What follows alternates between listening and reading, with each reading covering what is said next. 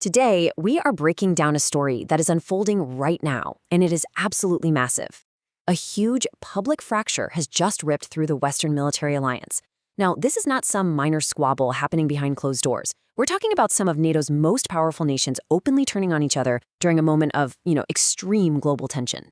This is really a story about how deep strategic differences, simmering for years, can just suddenly explode into a full-blown crisis. And honestly, it could change the entire landscape of global security as we know it. Okay, so here's how we're going to tackle this.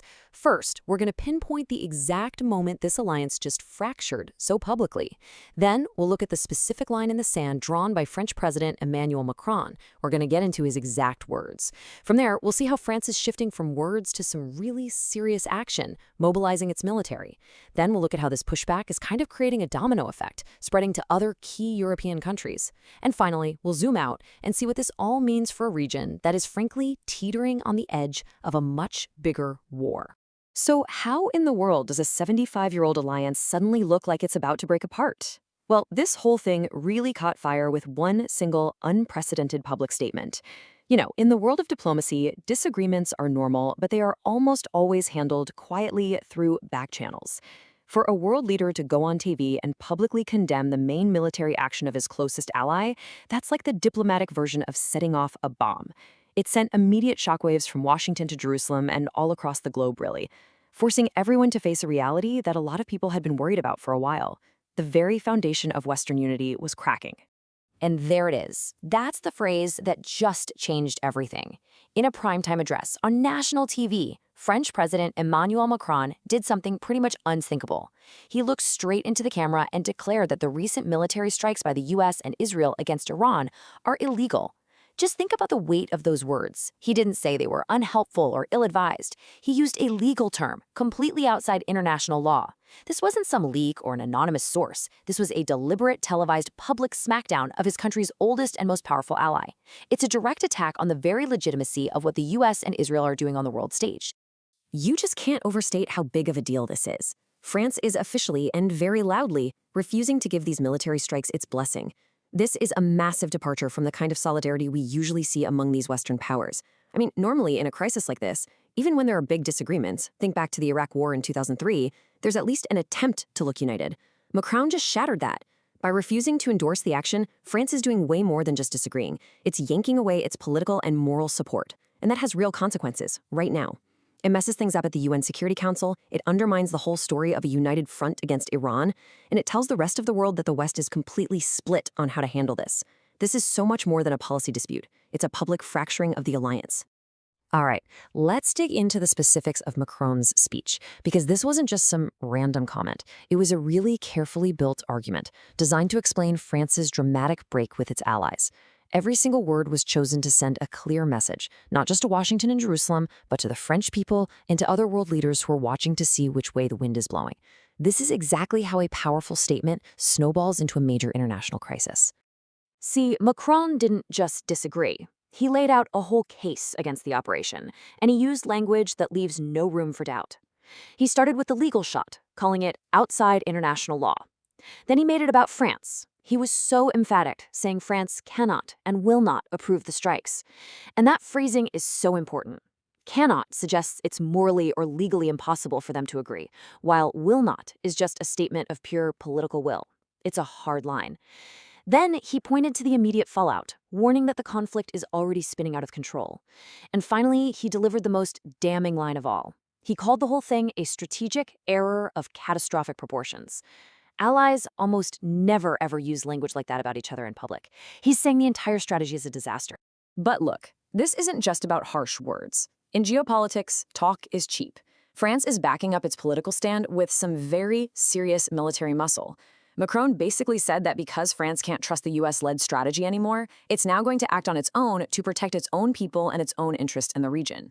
This is him putting a theory he's been talking about for years, European strategic autonomy, into practice. And it's becoming a hard reality, because French military hardware is on the move as we speak. And here is the most dramatic move of all. The pride of the French Navy, the nuclear-powered aircraft carrier Charles de Gaulle, has been given emergency orders. Get this, it was in the middle of major military exercises with NATO allies up in Sweden, practicing how to defend each other. Well, those plans got thrown right out the window.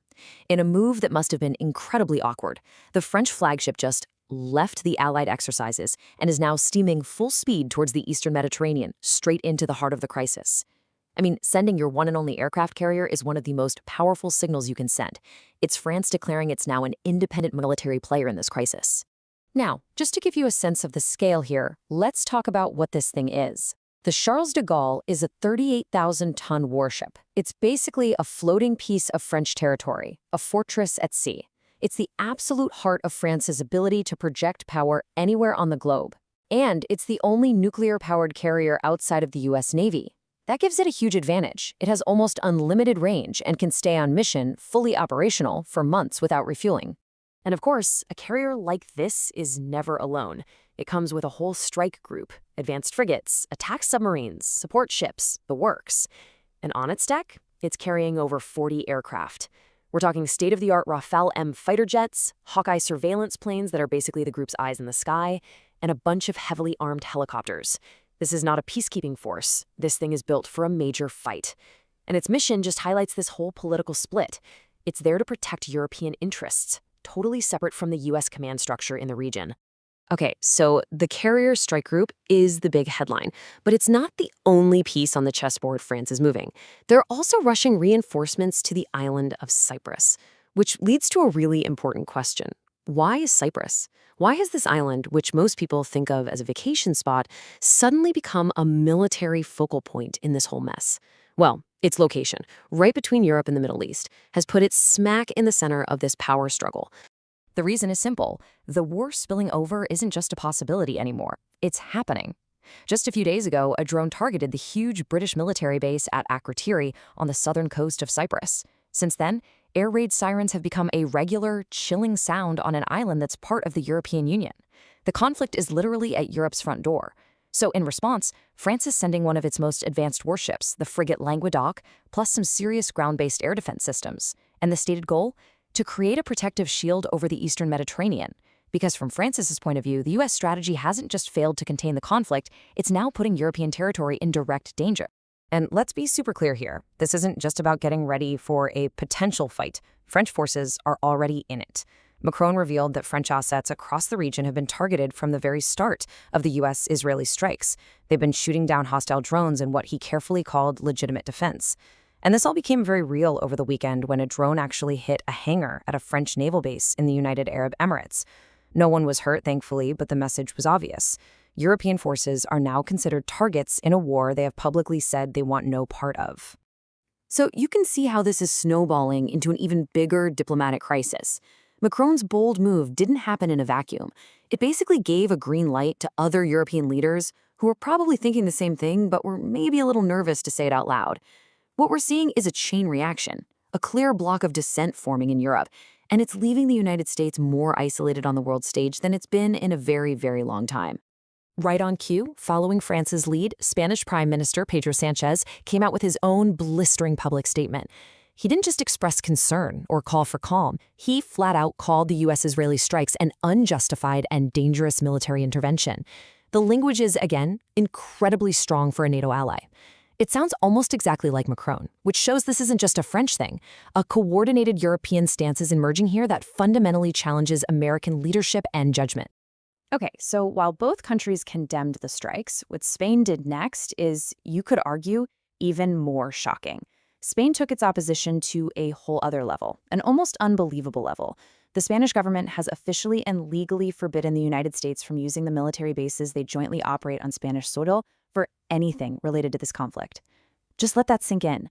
These bases, like Rota and Marone, are absolutely critical for the American military. They're hubs for projecting power across Europe, Africa, and the Middle East. And Spain just told its treaty ally, nope, you can't use them for this. It is a logistical and political nightmare for Washington and a stunning act of defiance from inside NATO itself. All of this high-stakes diplomatic chess and military maneuvering is happening while there is immense human suffering on the ground, and the very real threat of this war getting much, much bigger. The consequences of these decisions aren't abstract geopolitical theories. They are immediate, they are real, and they are life-altering for tens of thousands of ordinary people who are just caught in the middle of it all. This political rift in the West is happening as the human crisis is getting worse by the hour. With commercial airspace shutting down all over the Middle East and the constant threat of missiles and drones, a huge, chaotic evacuation effort is underway. Macron announced that the first emergency flights using military planes have already landed in Paris, bringing French citizens home. But it's not just France, it's Spain, Belgium, Italy, Ireland. A whole bunch of European nations are scrambling to get tens of thousands of their people, business travelers, tourists, dual nationals, out of the war zone. It's a complete logistical nightmare, trying to coordinate all this, secure safe passage, and fly into what is now a very dangerous and contested airspace. The speed of this is just staggering. Look at this timeline. It shows just how fast this went from a military strike to a continental emergency.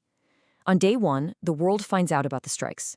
Just 2 days later, on day 3, the war is already spilled over, hitting a base in Cyprus. That's EU territory. 2 days after that, the president of France is on TV calling the whole thing illegal and a catastrophic mistake. And by day 6, less than a week from the start, military planes are landing in European capitals full of evacuees. The pace is absolutely breathtaking, and it really shows how little control anyone seems to have over this. And the crisis just keeps expanding.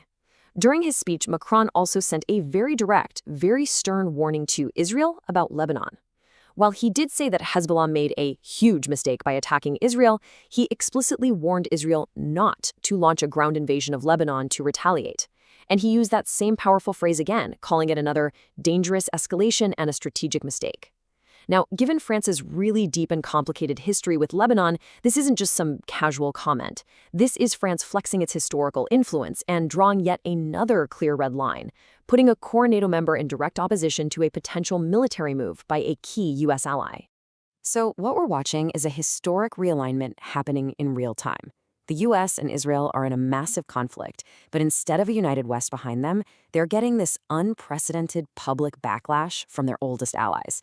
When the president of France calls American military action illegal and sends an aircraft carrier to run a separate European strategy, and when Spain tells the U.S. it can't use its bases, you have to admit that the ground beneath our feet has fundamentally shifted. This is way beyond a simple disagreement, and it leaves us with this critical, unanswered question. Is this just a temporary break, something that can be patched up once this crisis cools down? Or are we actually witnessing a permanent rift that's going to redefine the Western alliance and the global balance of power for generations to come?